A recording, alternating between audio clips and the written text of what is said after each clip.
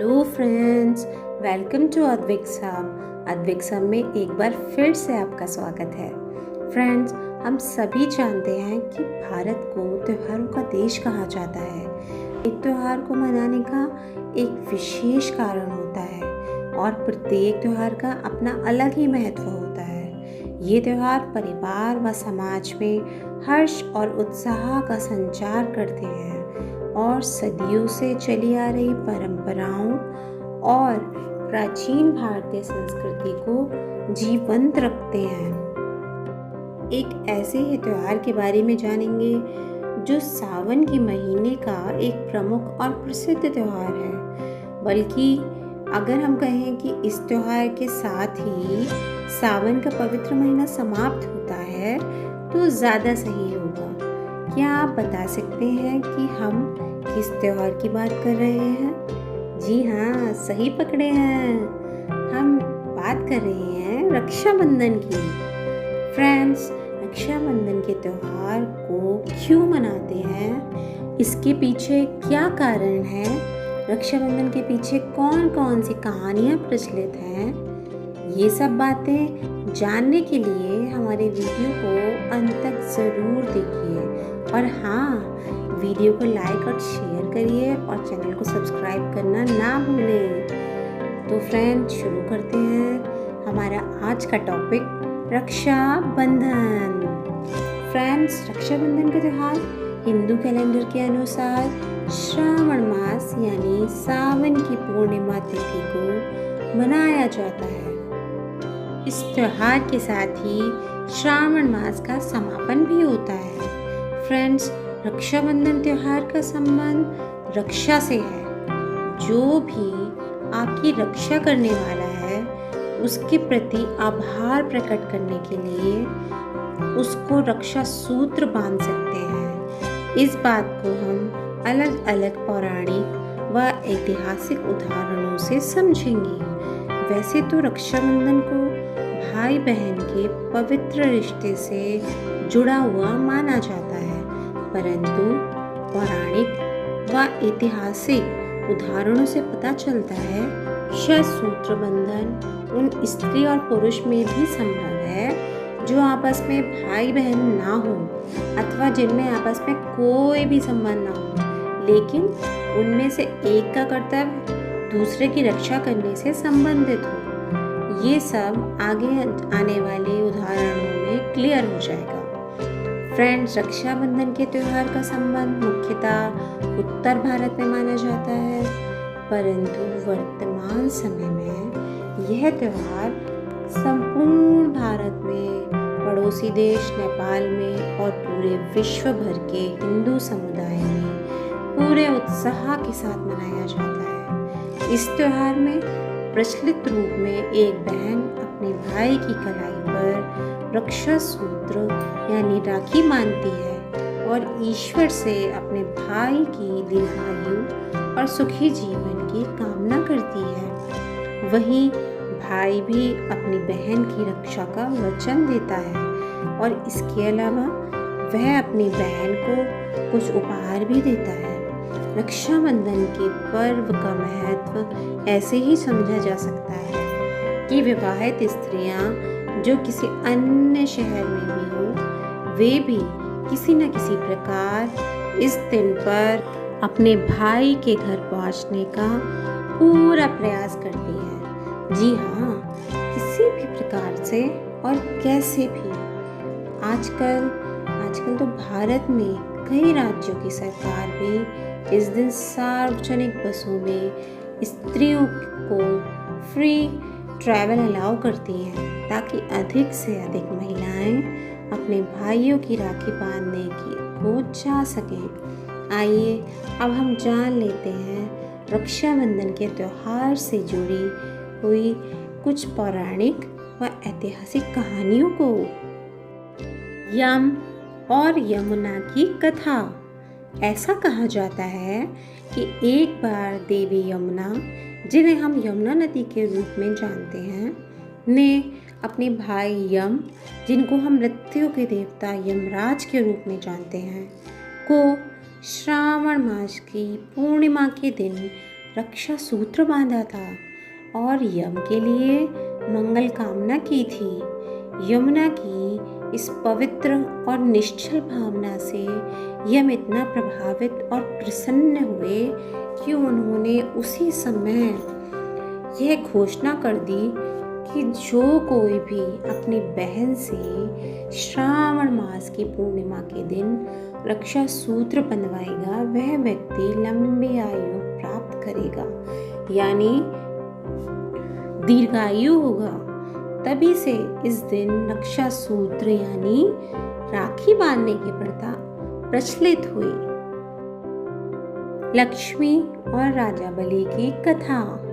प्राचीन काल में असुरों के प्रतापी राजा बलि, जो भक्त प्रहलाद के पुत्र थे, और महान योद्धा दानवीर विष्णु भक्त थे, उन्हीं राजा बलि ने युद्ध व यज्ञ के द्वारा तीनों लोगों पर अधिकार कर लिया था। विजय के बाद जब राजा बलि यज्ञ कर रहे थे, उसी समय इंद्र की प्रार्थना करने पर भगवान विष्णु स्वयं 52 ब्राह्मण का वेश धारण करके राजा बलि से दान मांगने पहुंचे और उनसे 3 पग भूमि का दान मांगा।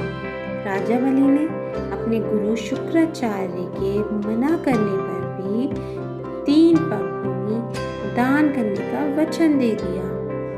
वामन भगवान ने विराट रूप धारण कर लिया। तीनों पगों में तीनों लोक नापकर बलि को पाताल में भेज दिया, परंतु राजा बलि ने आशीर्वाद के रूप में भगवान विष्णु से हर समय अपने पास रहने का वचन ले लिया। इससे लक्ष्मी जी को बहुत चिंता हुई और नारद जी की सलाह पर लक्ष्मी जी ने राजा बलि को रक्षा सूत्र में बांध और संकल्प में बलि से विष्णु जी को अपने साथ ले गई। उसी समय से रक्षाबंधन का प्रारंभ माना जाता है। द्रौपदी और कृष्ण की कथा।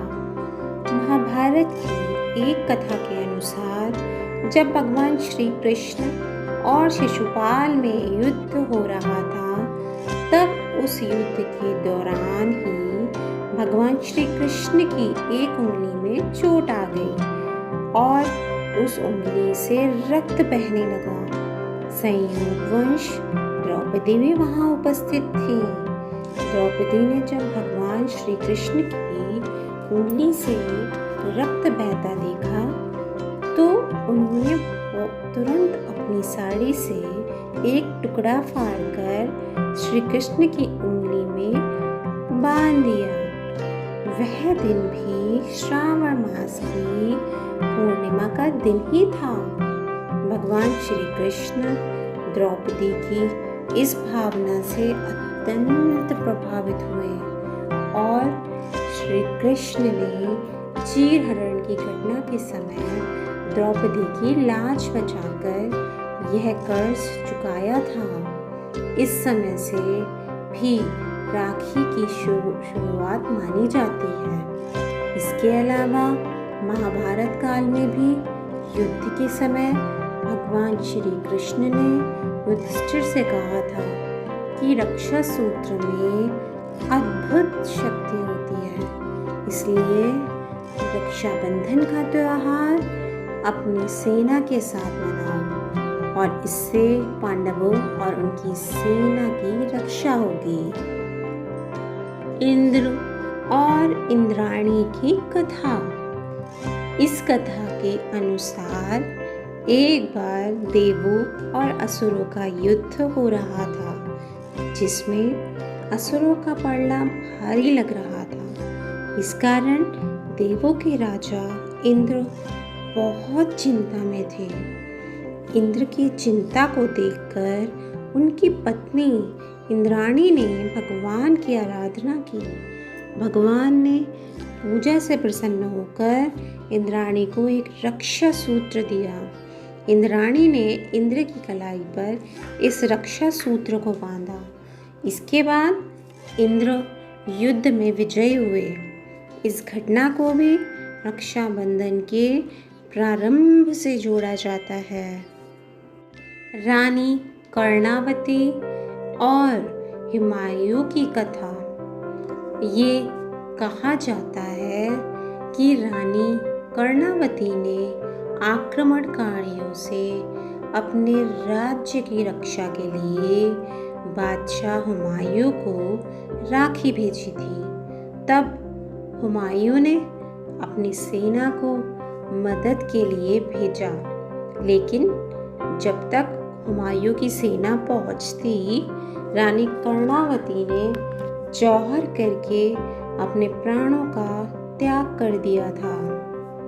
फ्रेंड्स, इन पौराणिक और ऐतिहासिक कथाओं के आधार पर हम ये कह सकते हैं कि रक्षाबंधन का पर्व रक्षा करने से संबंधित पर्व है और रक्षा करने वाला भाई या अन्य कोई भी हो सकता है जो रक्षा करने का दायित्व निभाना चाहे। हालांकि वर्तमान समय में रक्षाबंधन भाई बहन के त्योहार के रूप में अधिक प्रसिद्ध है, क्योंकि एक बहन के लिए अपने भाई की दीर्घायु की कामना और एक भाई के लिए अपनी बहन की सुरक्षा की भावना अत्यंत ही स्वाभाविक है। आजकल के समय में जब परिवार छोटे होते जा रहे हैं, तब रक्षाबंधन जैसे त्योहारों का महत्व और भी बढ़ जाता है, क्योंकि त्योहार उन्हें एक साथ समय बिताने का अवसर देते हैं और उनमें एक दूसरे के प्रति प्रेम और सम्मान की भावना को बढ़ाते हैं। हिंदू फिल्म में भी रक्षाबंधन के त्योहार को दिखाया जाता है।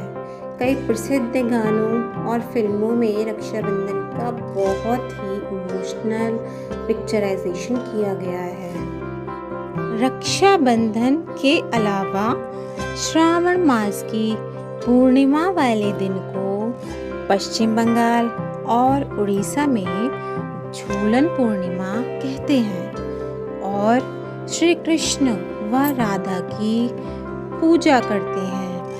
महाराष्ट्र के तटीय क्षेत्रों में इस दिन को नरियाली पूर्णिमा के रूप में मनाते हैं और वरुण देव जो जल के देवता हैं, उनकी पूजा की जाती है। रक्षाबंधन के दिन कई जगहों पर पतंग उड़ाने की परंपरा भी है। अंत में एक जानकारी और विश्व प्रसिद्ध श्री अमरनाथ यात्रा रक्षाबंधन के दिन ही समाप्त होती है।